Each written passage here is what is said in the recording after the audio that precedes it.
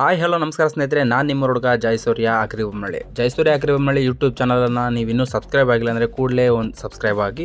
ಅಗ್ರಿಬೊಮ್ಮನಹಳ್ಳಿಯ ಇತಿಹಾಸ ಮತ್ತು ವಿಶೇಷ ಕಾರ್ಯಕ್ರಮಗಳಿಗೋಸ್ಕರ ಮತ್ತು ಪ್ರಸ್ತುತ ದಿನಮಾನದ ಸಮಸ್ಯೆಗಳನ್ನು ಅರಿತು ನಾವೆಲ್ಲರೂ ಸರಿ ಮಾಡಿಸೋದಕ್ಕೋಸ್ಕರ ನೀವೆಲ್ಲರೂ ಕೂಡ ನನಗೆ ಸಪೋರ್ಟ್ ಮಾಡಿ ನನ್ನ ಯೂಟ್ಯೂಬ್ ಚಾನಲನ್ನು ಸಬ್ಸ್ಕ್ರೈಬ್ ಮಾಡೋದ್ರ ಮುಖಾಂತರ.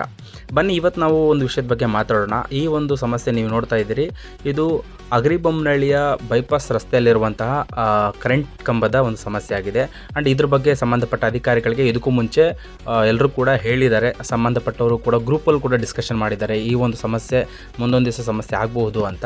ಆ್ಯಂಡ್ ಈ ಒಂದು ಸಮಸ್ಯೆಗೂ ಕೂಡ ತಾತ್ಕಾಲಿಕವಾಗಿ ಗ್ರೂಪಲ್ಲಿ ಡಿಸ್ಕಷನ್ ಮಾಡಿ ಕೈಬಿಟ್ರು. ಆದರೆ ಇದಕ್ಕೆ ಶಾಶ್ವತ ಪರಿಹಾರ ಅವಶ್ಯಕತೆ ಇದೆ. ಯಾಕಪ್ಪ ಅಂದರೆ ಇಲ್ಲಿ ಏನು ಸಮಸ್ಯೆ ಆಗುತ್ತೆ ಅನ್ನೋದನ್ನು ನಾನು ಈ ಒಂದು ವಿಡಿಯೋ ಮುಖಾಂತರ ತೋರಿಸ್ತೀನಿ. ನೋಡಿ, ಇದು ರೋಡ್ಗೆ ತುಂಬ ಹತ್ತಿರವಾಗಿ ಬಾಗಿಬಿಟ್ಟಿದೆ. ದೊಡ್ಡ ದೊಡ್ಡ ವಾಹನಗಳೆಲ್ಲನೂ ಕೂಡ ಇಲ್ಲೇ ಸಂಚಾರ ಮಾಡ್ತಾ ಇದ್ದಾವೆ. ಆ್ಯಂಡು ಇಲ್ಲಿ ಪಕ್ಕದಲ್ಲಿ ನೀವು ನೋಡ್ಬೋದು, ರೋಡಲ್ಲೂ ಕೂಡ ತುಂಬ ತೆಗ್ಗು ದಿನಗಳೆಲ್ಲ ಇದ್ದಾವೆ.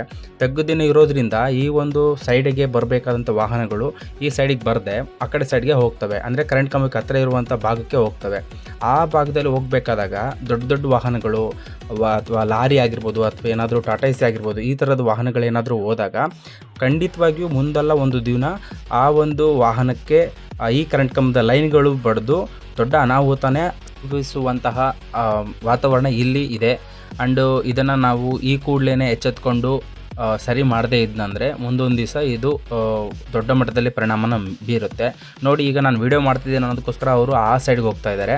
ಅಂದರೆ ದೊಡ್ಡ ದೊಡ್ಡ ವಾಹನಗಳೇನಾದರೂ ಅಥವಾ ನೈಟ್ ಹೊತ್ತಲ್ಲಿ ಏನಾದರೂ ಈ ಥರದ ವಾಹನಗಳು ಈ ಭಾಗದಲ್ಲಿ ಅಡ್ಡಾಡಿದ್ನಂದರೆ ಖಂಡಿತವಾಗ್ಲೂ ಕೂಡ ಮುಂದೊಂದು ದಿವಸ ಈ ಕರೆಂಟ್ ಕಂಬದಿಂದ ದೊಡ್ಡ ದುರಂತನೇ ಸಂಭವಿಸ್ಬೋದು. ಇದ್ರ ಬಗ್ಗೆ ಪೇಪರ್ ನ್ಯೂಸ್ನಲ್ಲೂ ಕೂಡ ಇದ್ರ ಬಗ್ಗೆ ಒಂದು ಆರ್ಟಿಕಲನ್ನು ಕೂಡ ಮಾಡಿದ್ದಾರೆ. ಆದರೆ ಸಂಬಂಧಪಟ್ಟ ಅಧಿಕಾರಿಗಳು, ಐ ಥಿಂಕ್ ಇದು ಒಂದು ಜಸ್ಕಾಮ್ ಡಿಪಾರ್ಟ್ಮೆಂಟಿಗೆ ಬರ್ಬೋದು ಆದಂಥ ಒಂದು ಸಮಸ್ಯೆ ಆಗಿದೆ. ಹಾಗಾಗಿ ಕೂಡಲೇ ಸಂಬಂಧಪಟ್ಟ ಅಧಿಕಾರಿಗಳು ಅದ್ರ ಬಗ್ಗೆ ಪರಿಹಾರ ನೀಡಬೇಕು ಅಂತ ನಾನು ಈ ವಿಡಿಯೋ ಮುಖಾಂತರ ಕೇಳ್ಕೊತೀನಿ. ಅಣ್ಣನನ್ನು ಸ್ಥಳೀಯವಾಗಿ ಮಾತಾಡಿದಾಗ ಅಲ್ಲಿ ನಮ್ಮ ಗಮನಕ್ಕೆ ತಿಳಿಸಿದ್ದೇನಪ್ಪ ಅಂದರೆ, ಇಲ್ಲಿ ನೀರಿಂದು ನಿಂತ್ಕೊಂಡಿದೆ, ನೀರೆಲ್ಲ ಹೋದ ನಂತರದಲ್ಲಿ ನಾವು ಕರೆಂಟ್ ಕಂಬನ ಶಿಫ್ಟ್ ಮಾಡ್ತೀವಿ ಅಂತ ಹೇಳ್ತಾರೆ. ನೋಡಿ, ಈಗ ನೀವು ನೋಡ್ತಿರುವಂಥ ಒಂದು ವಿಡಿಯೋದಲ್ಲಿ ನೀರು ಯಾವತ್ತು ನಿಲ್ಬಹುದು, ಯಾವತ್ತು ಖಾಲಿ ಆಗಬಹುದು ಅಂತ ನಮಗೆ ಹೇಳೋಕ್ಕಾಗಲ್ಲ. ಯಾಕಂದರೆ ಚರಂಡಿ ನೀರುಗಳೆಲ್ಲನೂ ಕೂಡ ಇದೇ ಒಂದು ಗಟಾರಕ್ಕೆ ಬರುತ್ತೆ. ಬನ್ನಿ, ಅದ್ರ ಬಗ್ಗೆ ಸ್ಥಳೀಯರು ಏನು ಹೇಳಿದ್ದಾರೆ ಕೇಳ್ಕೊಂಡು ಬರೋಣ.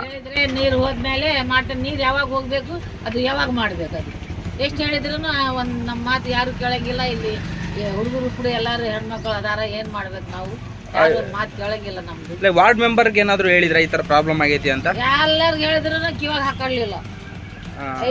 ಎಲ್ಲರೂ ಹಂಗೆ ಮಾಡಿದ್ರೆ ನಾವು ಇದ್ದರು ಇಲ್ಲಿ ಇದು ಮಾಡ್ಬೇಕು, ಸಾಯ್ಬೇಕು. ನೋಡಿ ಏನು ಮಾಡ್ದೋ ನಾವು ಬಡವ್ರ ಬಗ್ಗರು ಈಗ ಇದು ಮಾಡಬೇಕು.